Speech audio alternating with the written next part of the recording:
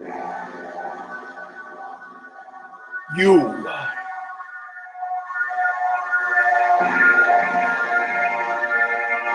are now about to witness the awesome, crushing might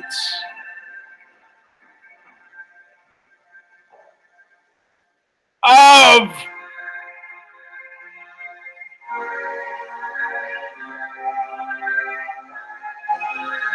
ready? Knuckle!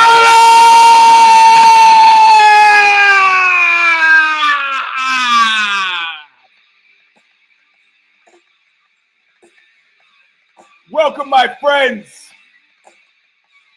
to a show that seemingly apparently never ends. Knuckle Up, number 296. I'm your host, Eugene S.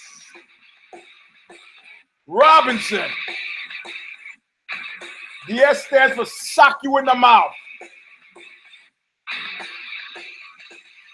Show's all about UFC Fight Night 95, of which I had very little interest and or very little time. Counts for why I'm so tired. But it was ass-kickingly great. We will start talking about it, and we have commercials at the top of the hour. But not before Bob Riley, the singer for Stigmata, Calling It a Just, says the words that kicks it off. Intro, All of Nothing. Listen carefully. I'm on my way back to nowhere.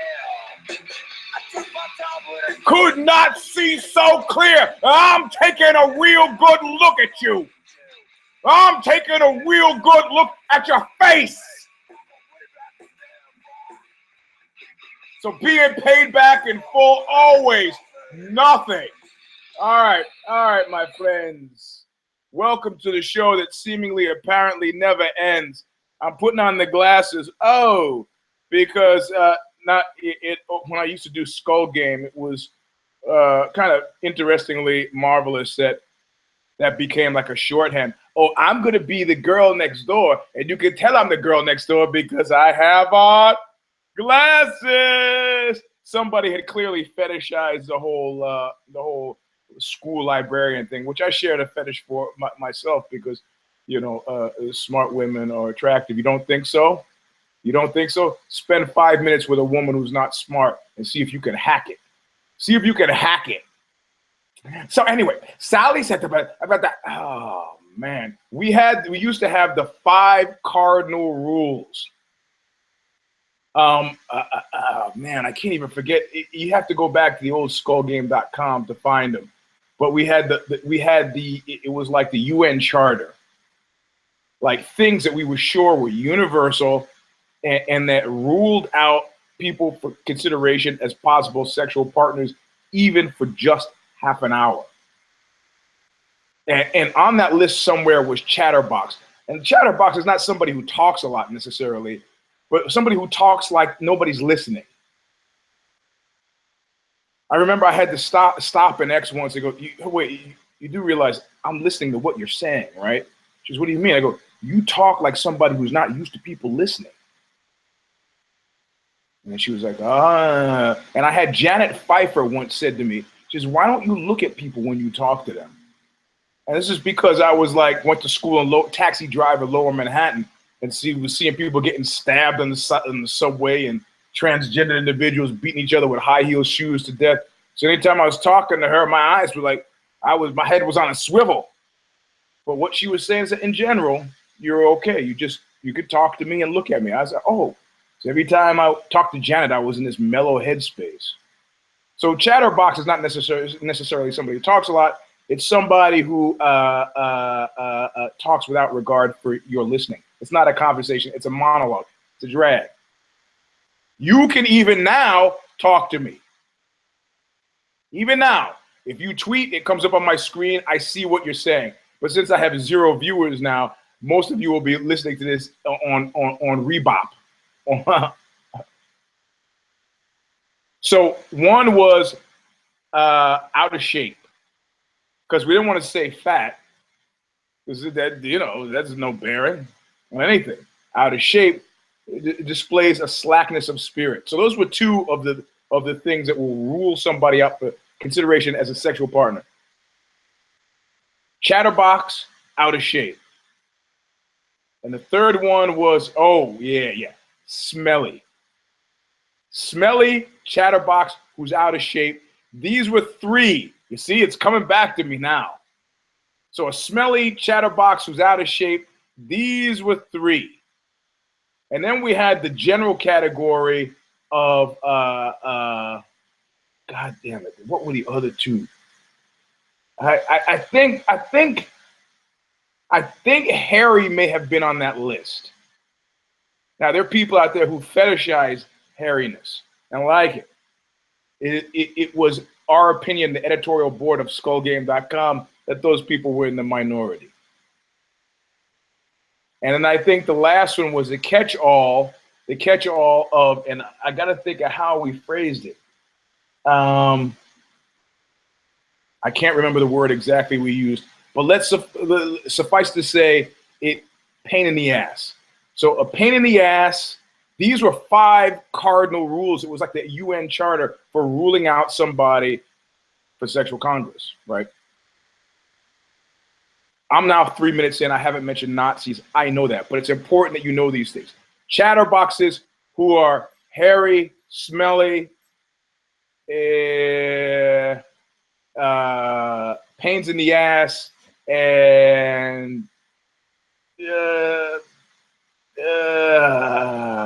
can't remember the last one. Anyway, if you've been watching this far, you know what the last one was. My point is, very specifically, my point is glasses. Glasses. That's my point. Everybody knows glasses. Anyway, I'm Eugene Estes, Knuckle Up number 296. We started right at, you know what we did? We call it like the Black Flag record of the same name. We call it the process of weeding out. So everybody who came for MMA who couldn't make it through that first 3-minute intro, they're gone. They're gone already. So let's get to mixed martial arts. UFC Fight Night 95 was significant because of how insignificant it was in many different ways. Specifically, the fight wasn't, and the bald one said it best, as he said before about some fight that people were complaining about. He said, "It's not for you. It's not for you. We don't give a shit about you." Right? You know, it kicked off Saturday at 6:30 Eastern Standard Time. That means it was 9:30 California time. Or is it the other way? Sorry, it's the other way. 3:30 California time. I was just finishing training. So clearly it's not for us. And if you want to go, we're going to do something I think we did last week, and we'll probably end up doing it again on shows that have very little cares. So Glacko Francia and Gregor Gillespie didn't give a crap. Vicente, and if you want the disclaimer, go back to the Care Don't Care preview. I'm not going to repeat it again. So if you guys, any of these names I mentioned, don't get your feelings hurt. It has nothing to do with you. It has to do with the bald one and the William Morris agency and how much energy they put behind you. Vicente Luque versus Hector Urbina, didn't care. Alan Patrick versus Stevie Ray, didn't care. Eric Silva versus Luan Chagas, did not care. Eric Silva has gotten to do not care for me. Sorry, buddy. I have the glasses on so I can read. Jussier da Silva and Dustin Ortiz really didn't care. I mean, but not almost cared because of Jussier da Silva, but not enough. Not enough. And as it turns out, you know, he justified in a strange way my not caring. right? Because I would have cared because of Juicy da Silva, who didn't manage to beat a guy I don't care about at all, Dustin Ortiz, until he pushed it to a unanimous decision. This is not, was it a good fight, a bad fight? I don't know. Didn't watch it. I didn't drop in until my first pick was Yaya. And I have to say, though I picked Yaya, I was not at all interested necessarily in Yaya's fight. I said I cared. I did say that. I did say I cared about Yaya, but a unanimous decision, 3 rounds, yeah, it was a clinic, sort of, kind of, maybe. I'm never going to be fighting guys this weight, so for me, it was just kind of mild curiosity. So I cared, and I picked Yaya, but do I care enough to talk about it? Absolutely not. Gilbert Burns, Michel Prazeres, did not care. And I suppose what I should be doing is watching these fights to see if I do care. And I'm going to say, not on what they pay me. If any of you, these don't cares, have struck you in a certain way, I'll go back and watch it. But I'm sure you'll let me know. Godofredo Castro and Mike Della Torre did not care. Oh, first round submission. Maybe it's one I should watch. I don't know. Haven't watched it yet. Thiago Santos and Eric Spicely, I didn't care. Why? Because of Thiago Santos. I was justified in not caring because he got choked out in the first round by Eric Spicely in where? Fucking Brazil. What does that say? What does that mean? Paul Felder and Francisco Trinaldo. Felder was a don't care who became a care. Felder was a don't care who became a care, and just as quickly as he became a care, look, Pat Barry had a better run. Sorry, it makes it hard to see my eyes, because of the lights. So Paul Felder was a don't care, became a care, and this was how did they score? Everybody who I'm looking at has Trinaldo winning, but then dude gets poked in the eye in the third round. Felder gets poked in the eye. Hard luck guy went from don't care to care. He's never really lived up to his promise beyond that, as far as I can see or believe, really. So I cared. I picked Ronaldo. I should be happy, but man, if you see something else, let me know. But I'm not seeing it. And this brings us to the co-main and the main. Oh no, not the co-main and the main. Sorry, close. But these are the last 3 fights I really cared about. So let's start talking about them. Well, I'm gonna give you the one that I care about least right now, and that's Renan Barão and Philippe Novaire. Barão fought like a Brazilian who was fighting in Brazil. Not only a Brazilian who was fighting in Brazil, but a Brazilian who was fighting in Brazil was reminded of the fact that he doesn't want to have to stay in Brazil. In order to not stay in Brazil, he's got to fight a fight that's worth a damn. Fight a fight. He's got to create the illusion that he's back in the title hunt, even if he himself doesn't quite believe he's back in the title hunt. He's got to talk it like he walks it. In this instance, he's got to walk it like he means it. In this instance, probably a little bit better than a unanimous decision over Philippe Novaire. But it was a solid performance nonetheless. Do we get shaky leg from last fight? Not necessarily. Do we get a strap holder from his future imaginations? I don't know. I'm a Renan Barão nut jumper. Glad to see him, but I've said it before and I've said it again. The Brazilian head. When was the last time you had an Italian Tour de France winner?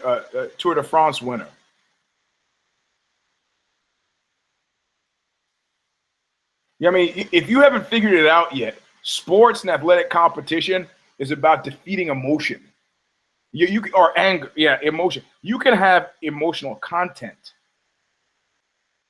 Emotional content is useful, but to be angry, to get that, let that shit get in your head. So even though Barao was right under the headliners, this fight, it was like the friend of mine, his last night with the mafia. You can't down a Shalala me on my own show. And he takes it up to the padron and he says, hey, this is what I got. He drops it on the table. What you steal, you give what you've stolen to the guy who clears your thievery. By which I mean doesn't murder you for being a thief in his neighborhood, his territory.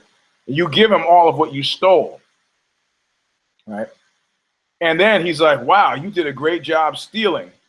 Here's a little something for you. Now, you might say, well, look, man, as a franchisee operation, that sucks. The mafia sucks. I give you all of what I stole, and what do I get back? Well, whatever the guy wants to give you, 10%, 20%. There's a proviso, 20% and your life. You get that. And he's standing there waiting, and he says, what the fuck are you doing standing there? And he goes, are you standing there because you're waiting for me to thank you? That's like me thanking you for breathing. Dudes, last night in the mafia, that was it. That was it. So Barao, you need to fight like you want to get back in there, and you did. No, like the guy in Motley Crue, Vince Neil, who killed the cat from Hanoi Rocks, and when they asked him about it, he said, "Hey man, his band wasn't going any place anyway." Philippe Nover, it could be widely held as not going any place anyway. But it doesn't mean that Barao is. It means he has slowed his walk to the inevitable. That's it. Commentary on that fight, done. Done. But let's go back to Roy Nelson and Bigfoot. If you haven't realized that you should have realized it a long time ago. You should have realized a long time ago that this was a sad, sad, sad occasion. Should have realized a long time ago that it's not even like they like him. It's not, you know who they liked? They liked Chuck Liddell. And they liked Chuck Liddell's kids. But before I get into that, another reason I have the glasses on, friend of Knuckle Up, dude's book. If you don't know, he is a Henzo Gracie black belt. Harley Flanagan, his new book, in which I mentioned a couple times. Total disclosure, well worth the read, especially for the fight fan. Especially for the fight fan. And by which I mean, if you read this book, it's like fight after fight after fight. I'm not selling it. I'm just telling you to buy it. Because I'm a nice guy. I'm holding it down for my friends. Drinks for all my friends. And this is just in. I can't get enough screen space to get it in. That's the top. And that's the bottom. T-shirts also available, only 50. Only 50. Go to the Oxbow, all caps. It has got us playing acoustically with me standing behind the piano like, play it again, Sham. There are details on how to get that there. It involves PayPal. Only 50. You might not like the band, but you might like the poster. So let's get on to Roy Nelson and Antonio Silva. They're like a Chuck Liddell. Chuck Liddell might not feel like he was liked, but Chuck Liddell was liked. You know how we know Chuck Liddell was liked? Because nobody who knew Chuck Liddell's kids or who knew Chuck Liddell, they were okay with him passing out on the air on a live TV show in Texas because he had taken too much cough medicine. They were okay with him walking shoeless around the casino but they weren't okay watching him get knocked out by Rashad Evans and ragdolled by a couple other guys. You know, guys coming in are not going to get easier. They're just going to get harder. You got to go, man. Go, because you're making us sad, and that's not the feeling. You know, nobody watches pornography because they want to feel sad, right? Well, a very specific type of person does, but that's a specific type of pornography. Nobody who watches it, who's into the fight game at all, is watching because they want to feel. Your opponent is a non-factor in a general way. Yeah, it's a drag he had to lose, but somebody had to lose. And better, you know, like Billy Bathgate, would you rather be where you are or where I am? Don't know. Well, I do know. I would rather be in the shoes of the guy who's saying that, because it's implied and implicit that it's a better place to be. One of you sent me the link to the article about Hitler and his extensive drug use. You've often heard of me talking about Hermann Goering and his extensive drug use. And now a drug addict, but a prolific writer, a German guy, has done a new book, an exhaustive book on how high, The Guardian wrote about it, the British paper, how high all the upper echelon Nazis were. And apparently extremely high. Extremely high. It doesn't mean anything to me, though, necessarily. I mean, it opens gateways into your mind that allow you to believe in things like aggressive providence. But you do have to realize that most drugs just mimic natural processes, right? They just mimic them on a tighter cycle than you might, you know, your dopamine receptors are used to having. So thank you for the recommend. But if they don't like you, and I have no reason to suspect that they don't like Antonio Bigfoot Silva, I think there's a big difference between don't like and don't care. Stop scratching. I give this guy a flea bath every day. Every day he's got fleas. It's like I gotta bathe each flea.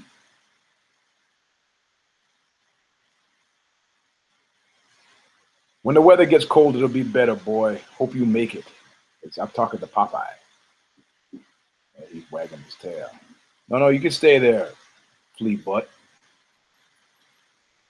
So it's the difference between don't care and don't like.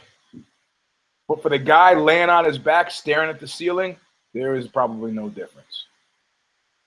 And at first, I thought, you know what? Getting kicked in the ass trying to do your job like Big John McCarthy did, and that's over and above the Call of Duty. You never want to touch the ref. But first of all, Roy, according to his ex-manager, Mike Kogan, is nuts. Coming from Kogan, who is nuts, that says a lot.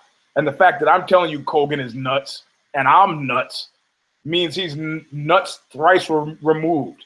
And that's a lot of nuts. So at first I thought, oh, he's being sensitive. He goes, Bigfoot and I are friends. I know his family. This is not right. And then they show it in instant replay. They don't talk about it, but they show it. And they show the knockout, the body crumple, and then they 1, 2, 3, 4, 5, and then he looks at John and goes, "Come on!" And then that was it. And then John was like, I don't know, you know, you've often heard, I knew a guy. Well, let's see. I knew a bunch of guys. And they decided that they were gonna, you know, they were bodybuilders, they were okay, they could handle themselves, and they were gonna go to a Pacific Islander bar, play some fucking pool. I don't know, for you, those of you who are not living in California, Pacific Islanders are very big people in general. Whether they're Tongan or Samoan, they could be very large. Anyway, they go to play pool and they're having a great time. And Bill, let's call him Bill, his girlfriend at the time has got on like a bare midriff tube top. She was a semi-sexy woman, if I'm remembering correctly. And they're playing pool and having a good time. These guys are all about 18 and 19. Playing pool at a Pacific Islander, pool hall with men. And at one point, one of the men says something about the girlfriend. The girlfriend says, Bill. And Bill says, oh, buddy, hey, easy. That's my girlfriend. It's your girlfriend? You know what? I don't give a fuck who she is. And it is on. So I'm just saying, you could be a little bit more polite. You're going to make me, you don't understand. Nobody in that bar went there to play pool. Nobody ever goes to, how old are you? What is it, the boys club? The rec center? Yeah, I mean, you like to be, you know, I understand if there's a bar you want to play pool. Unless you're making your money on that pool table. You're using it as a catalyst to getting laid or a catalyst to, you're either a catalyst to fight or I mean, a catalyst to fuck or a catalyst to fight. And they tried the fucking, and next up, let me check my agenda. Oh, the fucking didn't work. So I guess we're on the fighting. And so now he's trying to conversation, trying to keep it light and happy. But you don't understand, man. I came here for a fight. And I wondered, out of this whole sea of people, who was going to raise their hand? And it was you. Across the crowded disco floor, through a maze of dancing people. And when your eyes looked at mine, that was all that I needed. It's a promise of love. So warm. And so free. I love that line. The disco, the Tramps. Disco Inferno. In your eyes, there was a promise of love. So warm. Extra added proviso. And so free. Not like all the other times I had to pay for it. This one was free. So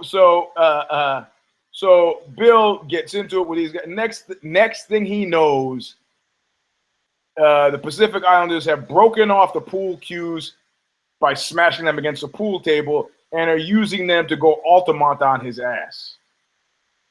And I said, well, what did Eric and I forget the other guy's name do? He said, they just stood there. So I go back to Eric and the other guy. I said, Bill said that you just stood there while he was getting his ass beat by five, I think he said Samoans. Samoans and pool cues. And they go, no, man, it happened so fast. And so I go back to Bill, and I don't go back. These are guys who I'm seeing in the gym. So, you know, the conversation plays itself out. It's like Rashomon, you know, Kurosawa flick over time. And so I see Bill, I go, hey, man, they said it was over in a flash. You were knocked out and it was done. In a flash? I go, yeah. He goes, they beat me for 30 minutes. Now, I don't know about you. I've had my ass kicked in a street fight. But it didn't take 30 minutes. And the street fight that actually put me in the hospital that resulted in this ear being torn up and the cartilage being sewn back in expertly and me not even be able to wear an earbud in his ear. That lasted about 5-6 minutes before people were stopping on this major thoroughfare and said, stop it, cut it out, leave him alone, get in, buddy. I'm not gonna run. Anyway, that's a long prelude to say that that nobody wants to see really Antonio Silva get hurt. And 5 or 6 shots to the dome is excessive. Now, there's an out. There's an out. If you are Big John McCarthy, your preference at this point is that this just be fucking forgotten. Forgotten, move along, nothing to see here. Yes, you got kicked in the ass. Yes, the fighter gave you the finger. No, you're not going to do a fucking thing about it. What are you going to do? You're going to file a complaint to send a message? What kind of fucking message are you sending with that kind of officiating? This is something that you just want to have forgotten. Be a bigger man, let it go. You know, you got a fighter in there who's saying, I don't want to hurt another fighter. Why are you making me hurt another fighter? Why are you making me hurt another fighter? Is it necessary that I hurt this man other than the ways I've already hurt him to make you happy? No, John wants this to go away.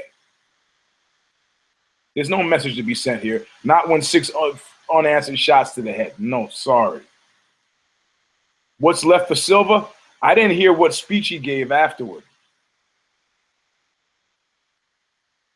It didn't matter. I stopped listening the second he hit the canvas. You know why? Because I didn't see him anymore. You know why? Because the mist was too fucking thick. Yes, indeed. Like somebody who texted me. Let me see how you'll find you guys. D-Man. Yeah. Oh, no, wrong guy. Wrong guy. Who is it? Let me find it. Well, I'll tell you what he said. Oh, here you go. No, not the guy. No, this is the guy who said, Borja Moy. Helwani on the MMA made a forecast of what Ari Emanuel will do based on what the Entourage character based on him might have done. He is the dumbest dummy in Dumbtown.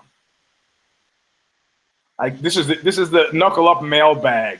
I guess he's talking about Ari Emanuel, who's the dumbest, because he couldn't possibly be talking about Helwani, right?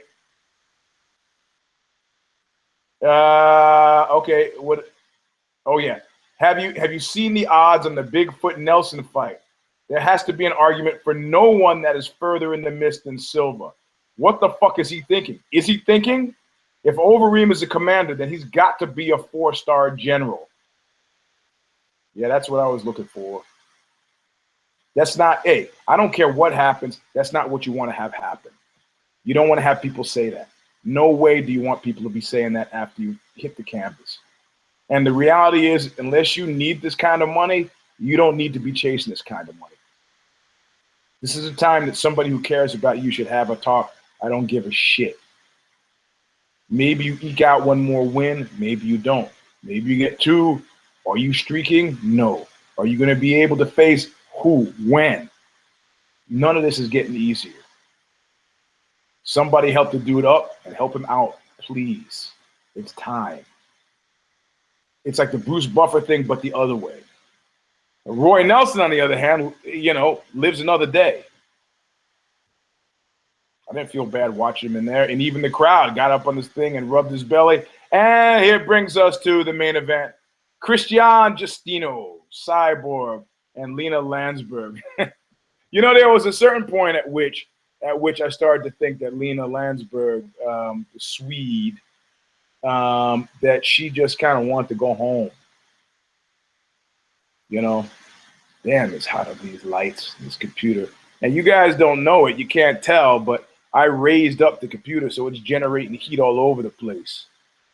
I raised it up because I'm semi-sensitive to your comments about having to look up my nose so much. And the only reason I'm semi-sensitive to it is because the Oxbow video came back.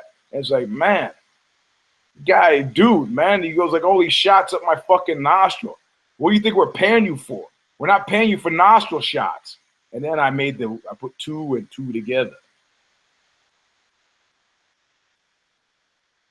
Jesus Christ, it's hot in here. Let me get a fan. My kids brought me a fan back from Japan. So Cyborg, I like how one, I don't believe I'm with Joe Rogan on this one. Making her cut to 135 is pointless. Especially, I got food in my mouth. Especially since I've been getting pictures from all and sundry, especially my D-Man and D-Town, sending me pictures of every time Honda comes out of Golden Corral. I have to say, you know what? It doesn't make any sense. Just because she can doesn't mean she should. And at this point now, one of you contested what I said last week about who the hell is Honda going to fight. You said, there are lots of, you would still want to see her fight. Maybe Nunes. Oh, come on, stop it. There are only 2 fights that makes any sense for Ronda to fight. One is, and they both, Holly needs it, and Cyborg really wants it. Does Cyborg need it? No, because nobody sees Honda beating her. And I thought, well, maybe she's creating the illusion that she's fallible to drum up some more compelling odds in any fight that she has in the future. And the second they engaged, I was like, no fucking way. That was a savage fucking beating. That was a beating to end all beatings. That was a sizable ass kicking, a sizably significant ass kicking. I don't know. I haven't seen the money. I don't know what Landsberg gotten paid, but at a certain point, you really got to quit. What are you going to learn about yourself from something like that? I mean, you know, there were guys who I fought when I first started out, when I was fighting pros, who, yeah, I'd like to meet up with, and I'd like to meet up and try again now that I've been doing this shit obsessively for the last half a decade. But that's not what we're looking at when we're looking at something like this. So you got to see what 6-1 looks like. That was Fred Eddish-esque. I mean, we all knew it would be.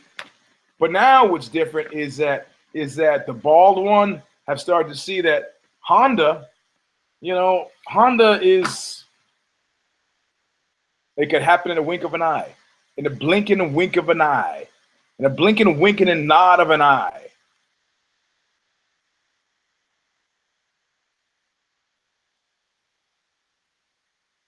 So you know, what are you gonna do? The tables turn. If I'm Cyborg, I go, you know what? I'm not going down below 140. In fact, I'm staying at 145. And if Honda wants to holler at me at 145, let her. Otherwise, she could just stay in the wilderness. You know, count money. Hang out with Mr. Housey. Do whatever you fucking do with your time. I'm a fighter. I gotta fight. So, and I'm gonna fight. Like Joe Rogan says, who wants to see this? Who wants to see somebody starve themselves? Yeah, it's their choice. Why? Because there's no 145 pound. Come on. You didn't want this woman in there because you didn't want to spoil the Golden Girl. The Golden Girl is spoiled. Open it up. Open it up. And they're talking. So was it not Forbes or somebody did a financial analysis of the UFC's year standing? Go. They've made tons of money this year.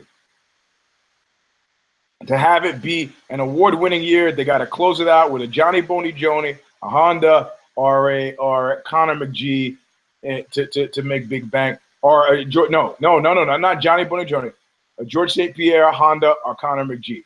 That's it. These are big ticket items. Yeah, you know what? I don't think so. I don't think we're going to see it. I don't think we're going to. Who is Honda going to? Oh, we're going to run around. I did see a picture of her that looked looking the thinnest I've seen her look in months. So maybe she is training and getting ready for something.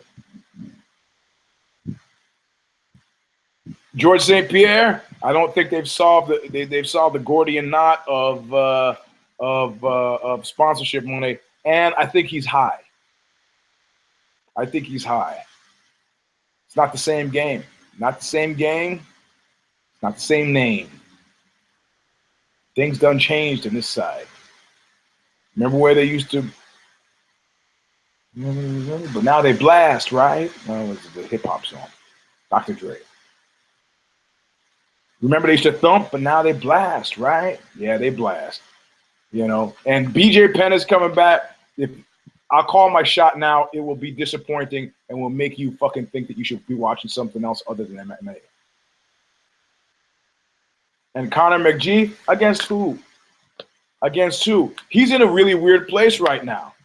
Because if raise your hands if you want to see him fight Jose Aldo. Jose Aldo, who apparently I found out has a restaurant. You're doing with a restaurant. I mean, I like it. I like the idea. Jose's. And you go and he soccer kicks the fuck out of you, but right before you hobble to your seat. That'd be great. Who you want to see him fight? Barao? Why? Who you want to see him fight? You don't even want to see him fight Nate again. Is that what you want to see? No. Who? Chael Sonnen. That would be great. Unfortunately, a different fight organization. You get two of those loudmouths together, it'd be really fantastic. So UFC Fight Night 95 does you know, should Roy Nelson be punished? I don't think so.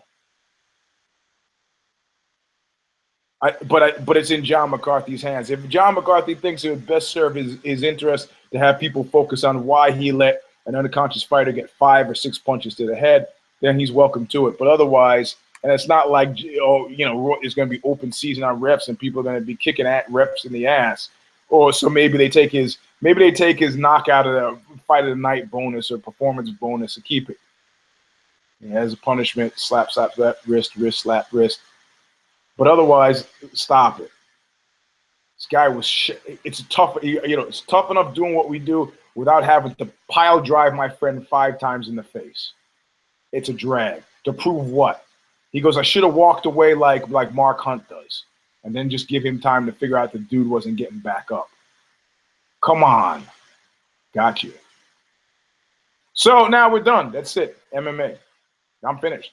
But I did want to talk about what's going to happen this week, very specifically on the 26th, which is tomorrow. I think it's the first debate of the Donald versus Hilarious.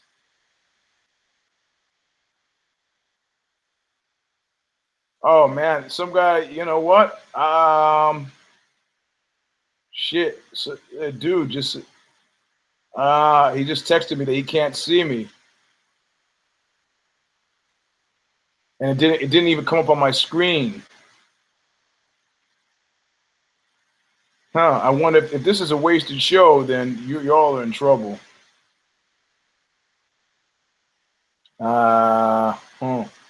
I got no viewers, so maybe it is a wasted show. Anyway, I'm hoping it at least saves it. So let's give a breakdown this debate thing that's happening, right? At this point now, you got 15%, I think, of the people are undecided. So that's what we're looking at. We're looking at a fight. We're looking at a debate that is playing to the hearts and minds of the 15% that are still floating around out there, not sure. These are people who are enjoying the Trump spectacle, but secretly believe it's one thing to enjoy it. It's another thing to put that lunatic in the White House where you could really fuck stuff up. And these people's memories, especially if you're 24, if you're 24 years old, you know what that means? That means you have no fucking idea how badly somebody can fuck things up because you don't remember George W. Bush. If you're older than that, if you are 20, well, no. That's sorry. If you are 30, you might have a memory of that. And you need, I just need a little bit more. I need the guy, he can't just skate by 3 debates on charm. He's going to have to talk policy. I'm going to have to, we're going to fix education. How? We're going to fix it. How? Fix it. How? By fixing it. That's not enough. Lots of ways for him to lose it. Only significant way, well, for him to win it is for Hillary to work double time in helping him win it.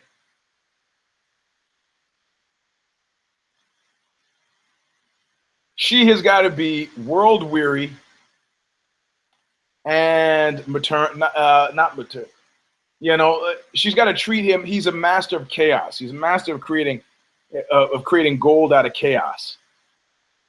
Like a 5-year-old who breaks a window or breaks a lamp, you come in, who did this? You got to treat him like a child. A child. American men are white American men are identifying with dude. Don't deal with him like, oh, he just doesn't get it. Like men have been hearing that too long, don't want to hear it. But men don't believe their children. So if you make that twice, 3 times, you go, hey, that's funny. Last time I heard something like that, it was with some of my grandkids' playmates, and they do that kind of stuff. You know who doesn't do that kind of stuff? The leader, most powerful nation in the world. They don't do that kind of stuff. I would no more give you the reins of power of the most powerful country in the name of than I would give a 5-year-old an Uzi. I would not do this. And I'm going to suggest that the rest of America think that that's going to have a positive outcome at all, because it's not. Don't talk trees, talk forest. That's the extent of my PR advice. Care, I'm going to collapse if I did it, and care, don't care preview and all what. Yes, I care about this first debate. You should too.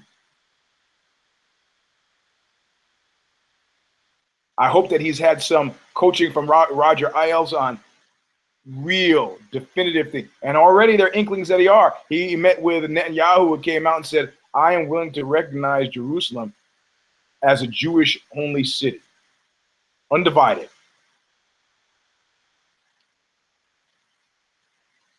He's lying, of course. But that, you know, the fact that he was willing to say it, perfect.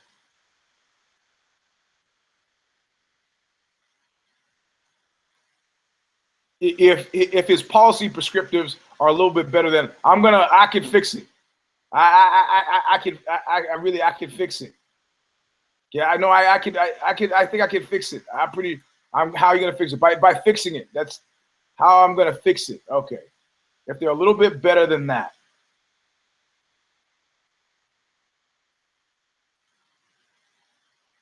You might have something. Hillary treats him like a child, she might have something. If she drags us into deep water or finer policy points, we know that. Don't talk to us in trees, talk to us in forest. You don't have to convince me. You have to convince that 15%. Convince them.